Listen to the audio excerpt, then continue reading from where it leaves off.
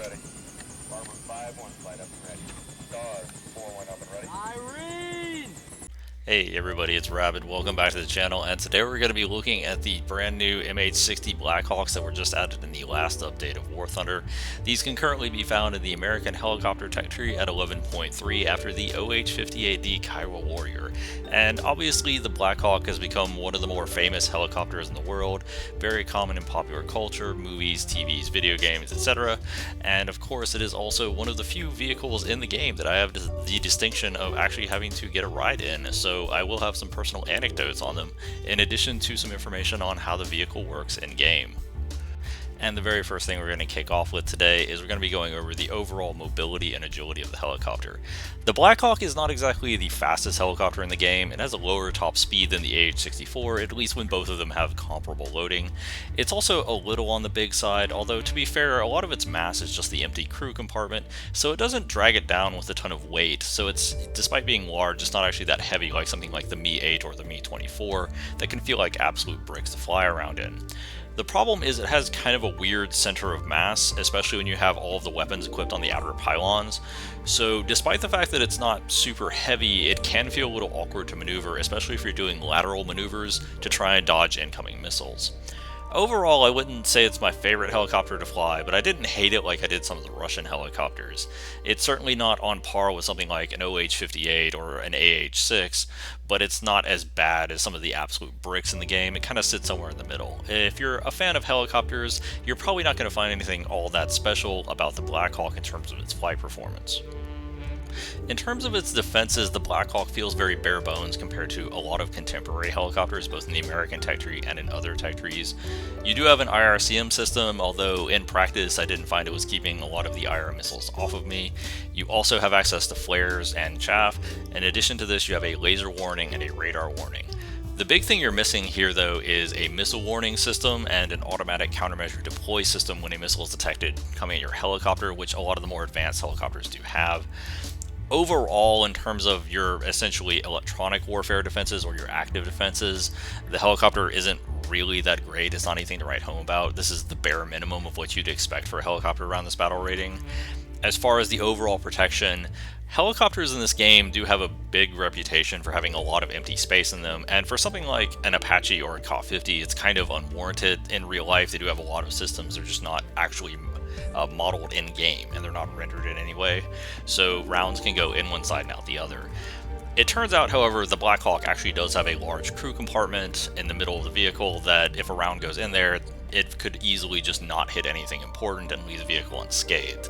In addition, you have a decent amount of ballistic protection for the pilot and the co-pilot, so small arms fire isn't a huge issue. It's really just when you start getting into like auto cannons and stuff that will actually take you down, or of course something like a tank shell.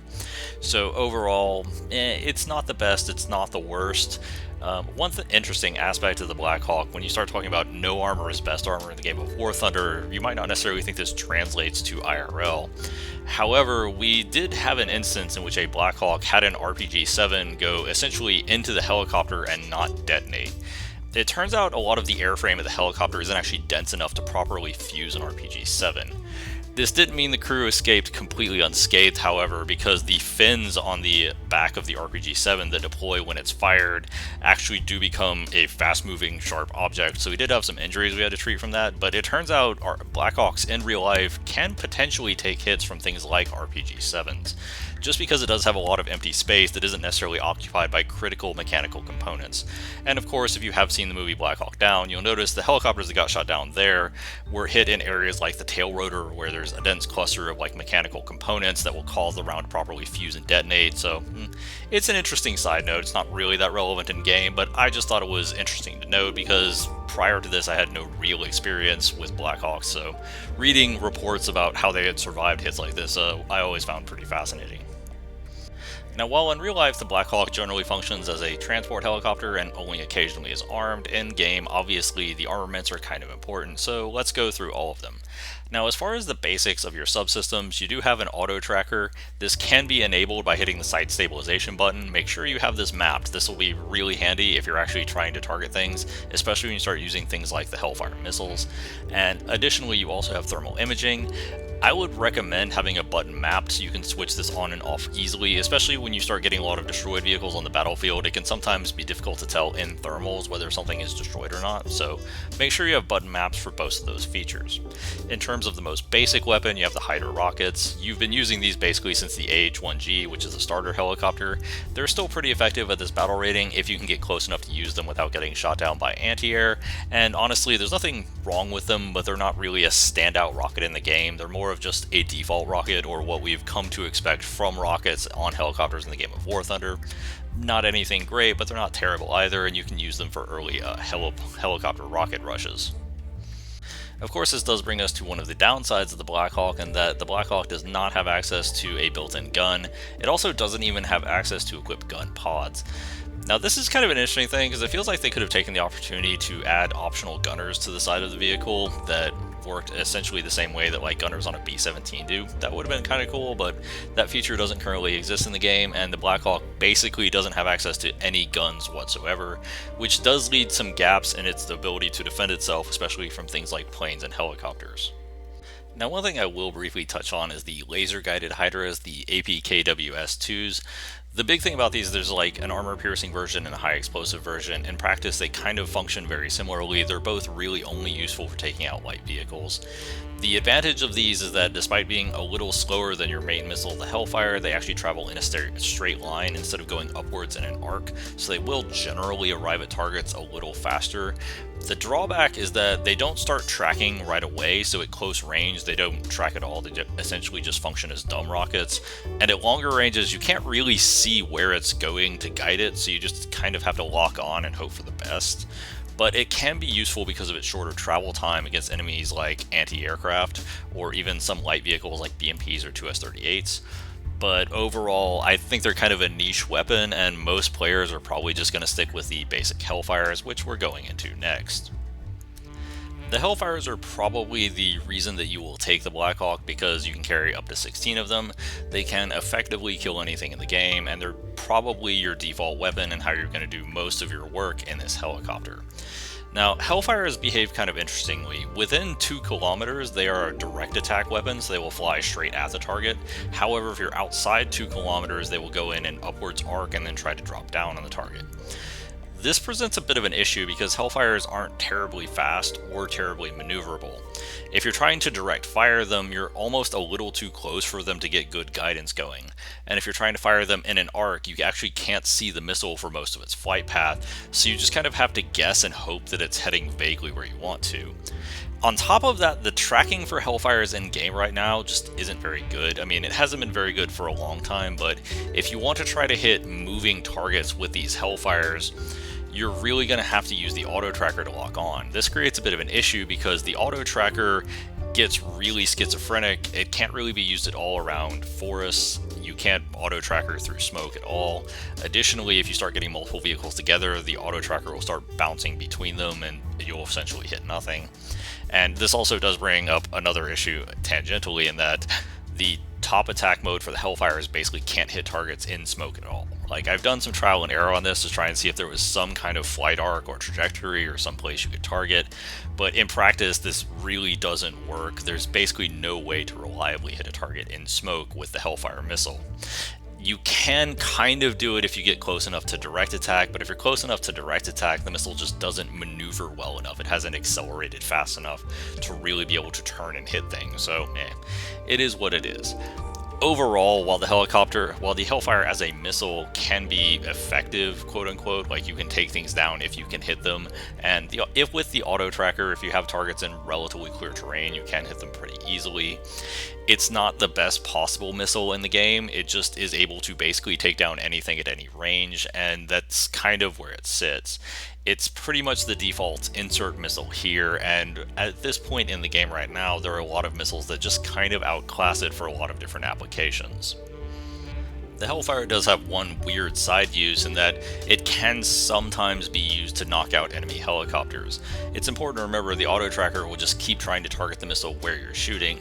So in specific scenarios, especially if you see helicopters that aren't really paying attention, sometimes you can tag them with Hellfires, although it is kind of difficult. Most helicopters with battle rating have a laser warning system, so they will know as soon as you launch the Hellfire and try to guide the missile at them, but it does sometimes work. It's just important to keep that in the back of your mind, but also understand there's a lot of limitations to doing this, as the missile just isn't that fast or maneuverable. But of course, everything I've talked about up to this point has been things that every other helicopter can do. Any other helicopter in the American arsenal around this battle rating can take 16 Hellfires. Most of them can take a full load of the laser-guided Hydras or a full load of the normal Hydras. There's nothing really special about this. The only thing that the Blackhawk really has going for it that's unique is its ability to carry up to 8 Stinger missiles. Each of its 4 pylons can carry 2. So how good is the Stinger missile? Well, it turns out it's pretty bad. The problems with the Stinger missile are quite numerous, and these have been annotated in a lot of different places. There have even been bug reports submitted to Gaijin that these missiles are not working correctly, but to briefly go through all of the issues, number 1, they can't go through IRCMs at all. Number 2, they have trouble locking onto the IR signatures of helicopters. Usually you won't get a lock at all until about 2 kilometers. Sometimes you can get it out to 3 if the helicopter is like just straight up showing you its exhaust, but realistically locking onto helicopters is almost a non-starter for these half the time. If you do lock, they have about a 50-50 shot of hitting through countermeasures, which isn't really that good. There are significantly better missiles in the game at doing this, even though the Stingers should have actually pretty decent resistance to countermeasures, they just kind of don't. Then of course you have fixed-wing aircraft. Hellfires they are not fast enough and they do not turn well enough, and sometimes even when a plane is slow enough that the Stinger could conceivably hit, it will still just randomly turn way too early or way too late and completely whiff. The problem with Stingers is that they just don't work reliably against anything, and even if you overcome all of these obstacles and it connects, they often just don't do enough damage. So the ability to carry 8 of these as opposed to say 4 on the Apache isn't really much of an upside, especially as if you're carrying 8 Stingers, you're carrying nothing else. If an Apache is carrying 4 Stingers, it can also carry a bunch of Mighty Mouse rockets and a 30mm chain gun. The Apache just vastly outperforms you in this area, and this is where we get to the really awkward part of the Blackhawk, is the fact that these Stingers don't work is just absolutely the nail in the coffin. This helicopter is at 11.3, the AH-64A is at 11.3, the AH-1Z Viper is at 11.3, the AH-64D Longbow is at 11.7, only 1 battle rating above this. And at these battle ratings, you're basically playing top tier anyway, so this really doesn't bring anything to the table over the Longbow or the Viper or even really the normal Apache. This is just kind of a worse version of all 3 of them. And what makes it really confusing to me as to why Gaijin decided to drop this at this battle rating is it's definitely not because it can carry 16 Hellfires with thermals and an auto tracker, because the YAH-64, the squadron vehicle, the prototype Apache, is at 11.0. This is essentially just a beefed up Kiowa Warrior, but it goes an entire battle rating above the Kiowa Warrior. The Kiowa's all the way down at 10.3, this is all the way up at 11.3. And it's just a Kiowa with more missiles. I don't really understand why this warrants such a big battle rating jump, especially because it's currently at the same battle rating as the Z-19s in the Chinese tech tree, which I would definitely take above this 100% of the time, and it's also at a higher battle rating than the KOP-50, which is still one of the better helicopters in the entire game for its battle rating. So I really think the Blackhawk is just at the wrong battle rating. If it was at 11.0, it could go together with the M1A1, the IPM1, and the F4E, and you would actually have a really good 11.0 lineup. And I'm not even sure it would objectively be better than the YAH-64 if it was put at 11.0, but it would at least be an interesting option next to the YAH-64 if you maybe don't want to spend your squadron vehicle points on it. But as it stands right now, I just think this vehicle is kind of a waste of time, unfortunately. It's always disappointing when you see a vehicle drop into the game and it has a bunch of functional features, but it's just at a battle rating where it's completely redundant. And this happens a lot to helicopters in particular, because helicopters are basically tied at the hip to ground lineups. If there's no ground lineup for them, there's no point in going for them because all they do is support ground. They do kind of have their own PvE mode, but it's not really something people main. So one battle rating plus or minus just makes or breaks a helicopter. I generally go back and forth a lot between whether or not I want to use the Longbow or the Viper for my top tier helicopter support slot, and the Blackhawk is just not competitive. It's not even in that conversation. So hopefully this will get a battle rating adjustment in the future, but as it stands right now, it is a hard helicopter to recommend. And that concludes our video. I didn't hate the Blackhawk. I think it's a usable helicopter. It's just not great, but I didn't love it either, and I was really just hoping it would drop at a lower battle rating so it would be usable at different lineups than things like the Apache and the Viper, but it is what it is. What do you think of the Blackhawk? Do you love it? Do you hate it? Feel free to let me know down in the comments. I hope you liked the video. I hope you learned something, and if you did, please leave a like and subscribe. Have a great day, everybody.